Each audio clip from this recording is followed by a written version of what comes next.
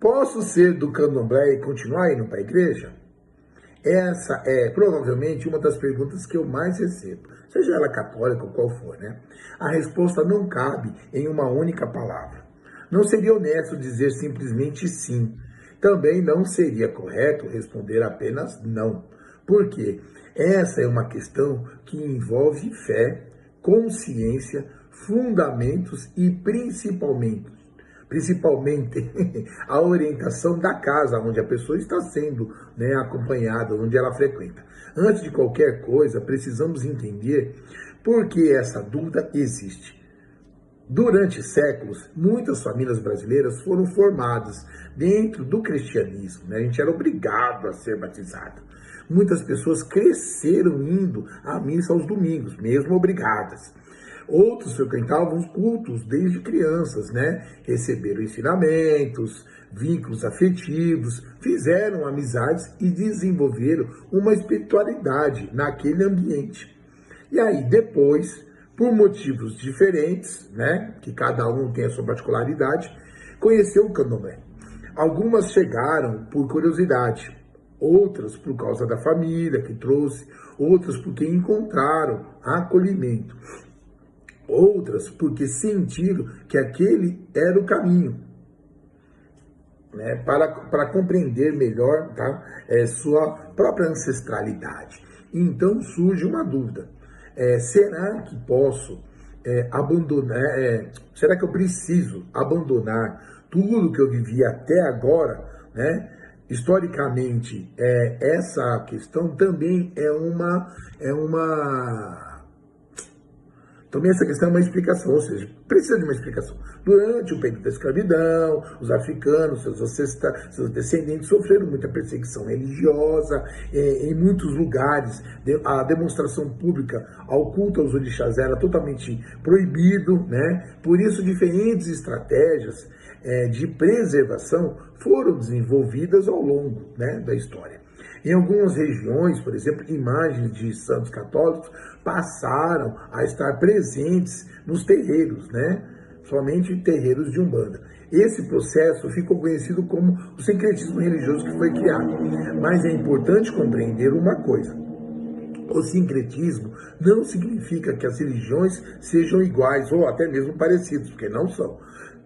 Também não significa que o orixá é um santo católico e que seja exatamente a mesma coisa, a mesma entidade, no caso. Os estudos históricos mostram que isso ocorreu em contextos específicos, tá? Como forma de resistência e sobrevivência cultural e religiosa. Hoje a realidade é completamente diferente graças aos orixás.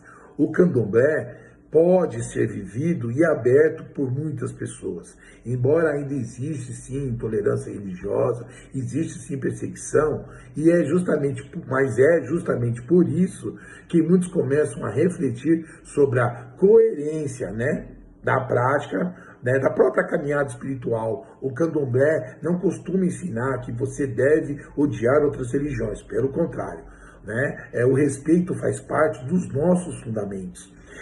Respeitar não significa praticar tudo ao mesmo tempo, também tem essa diferença, né? São coisas completamente diferentes. Cada religião possui sua visão sobre Deus, sobre o mundo, sobre a criação, sobre a vida após a morte e sobre a relação entre o ser humano e o sagrado. Em alguns momentos, essas visões caminham juntas, é verdade. Em outras, elas seguem caminhos completamente diferentes.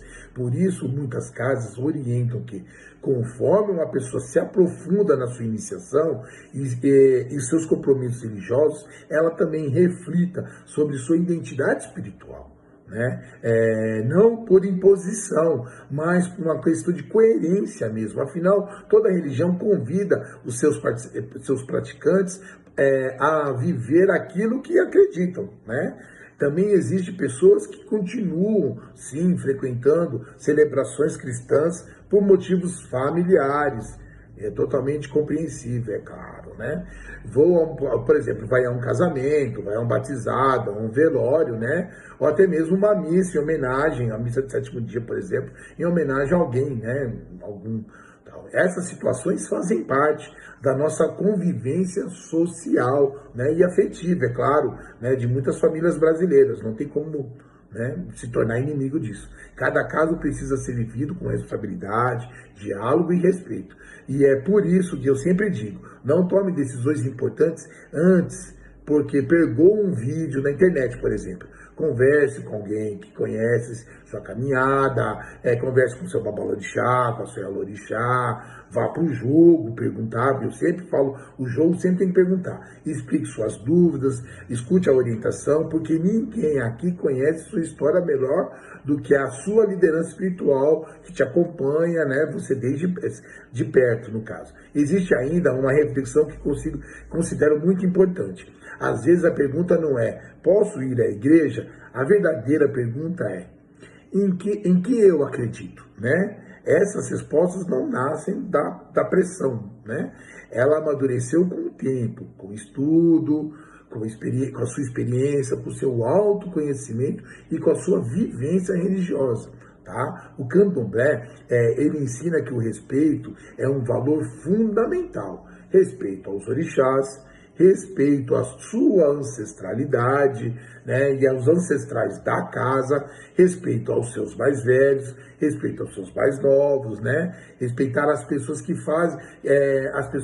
fazem escolhas religiosas diferentes das nossas também, é claro. Ninguém precisa diminuir a fé do outro para fortalecer a sua própria, tá? Uma fé madura não nasce da intolerância, nasce da verdade. Se você está vivendo esse momento de dúvida, não tenha pressa e nem se sinta menor. Estude, conversa, aprenda e permita que sua caminhada espiritual aconteça com consciência, porque decisões tomadas apenas pelo impulso costumam gerar arrependimentos. Mas decisões construídas com conhecimento e tentando trazer a sua paz, né? Então é isso, tá? Quero deixar uma pergunta para você aqui. Você acredita que é possível respeito fundamentalmente a uma religião, né? Sem abrir mão de sua própria fé? Entendeu, né? Existe você respeitar uma religião sem abrir mão da sua própria fé? Tá? Deixa aqui nos comentários, vamos conversar sobre isso, vamos dialogar, porque o diálogo existe para dar a oportunidade e o aprendizado, né? O conhecimento sempre será um caminho para vencer o preconceito, tá bom? Então, quem conhece a raiz não se perde nos galhos, tá bom? Meu Mojubá.